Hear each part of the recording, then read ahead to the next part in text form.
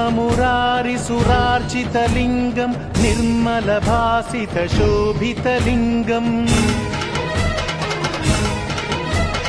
जन्मज दुःखविनाशकलिङ्गम् तत्प्रणमामि सदा शिवलिङ्गम्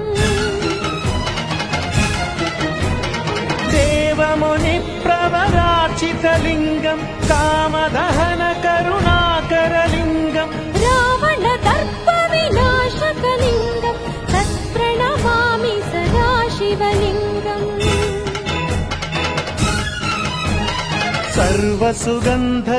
सर्वसुगन्धसुलेपितलिङ्गम् बुद्धिविवर्धनकारणलिङ्गम्